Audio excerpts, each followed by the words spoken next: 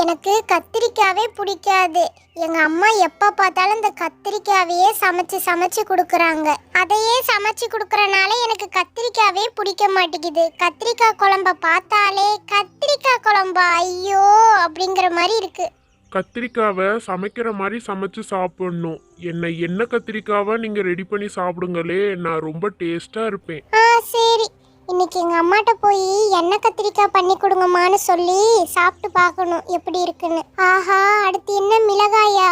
ஐயோ, அது ரொம்ப காரமா இருக்குமே.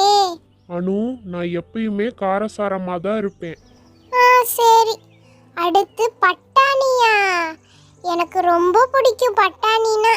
எங்க அம்மா குருமாலாம் பண்ணி தருவாங்க, ரொம்ப டேஸ்டா இருக்கும். ரொம்ப தேங்க்ஸ் அனு, என்ன பிடிச்சிருக்குன்னு சொன்னதுக்கு.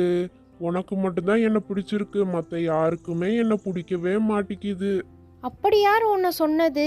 அப்போ அவங்களுக்கு உன்னோட அருமை தெரியலன்னு நினைக்கிறேன். பட்டாணிய குருமா வச்சு சாப்பிட்டா எப்படி இருக்கு தெரியுமா? சும்மா வேற லெவல்ல இருக்கும், அவ்வளோ டேஸ்டா இருப்ப நீ. உன்னோட அருமை உங்களுக்கு தெரியல, சாப்பிட்டு பார்த்தா தானே தெரிஞ்சிருக்கும். சரி விடு, இதுக்கெல்லாம் நீ ஃபீல் பண்ணிட்டு இருக்காத. அடுத்து என்ன? பாவக்காவா? ஐயோ சீ, எனக்கு பாவக்காவே பிடிக்காது. எந்த மாதிரி குழம்பு வச்சாலும் கசக்கும். அப்பெல்லாம் ஒன்றும் இல்லை, என்னை பொரிச்சு சாப்பிட்டாலோ இல்லை கூட்டு வச்சு சாப்பிட்டாலோ நான் ரொம்ப டேஸ்டா இருப்பேன். அது மட்டும் இல்லை, என்னை வேக வச்சு அந்த தண்ணியை குடிச்சாலோ உடம்புக்கு ரொம்ப நல்லது. அப்படியா?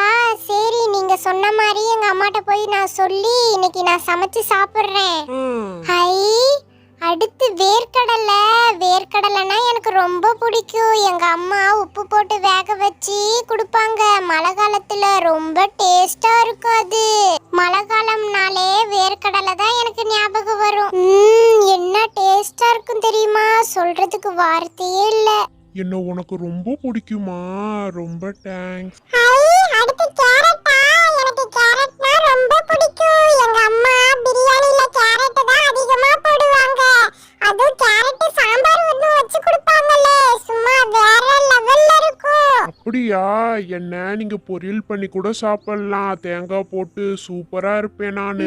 எனக்கும் பிடிக்கும், நானும் சாப்பிட்ருக்கேன். எங்க பாட்டி வச்சு கொடுப்பாங்க தெரியுமா? ரொம்ப டேஸ்டா இருக்கும். Carrot idli, carrot dosa, carrot சாப்பாடுன்னு கேரட்லேயே ஒரு நாள் ஃபுல்லாக சாப்பாடு பண்ணி கொடுத்துச்சு. சும்மா சூப்பராக இருந்தது.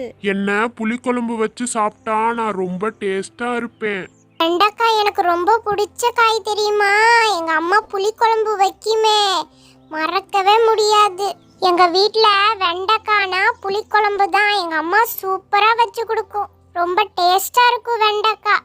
வெண்டைக்காய் உடம்புக்கு ரொம்ப நல்லது. என்ன தக்காளி குழம்பு வச்சு தோசையில தொட்டு சாப்பிட்டா நான் டேஸ்டா இருப்பேன்.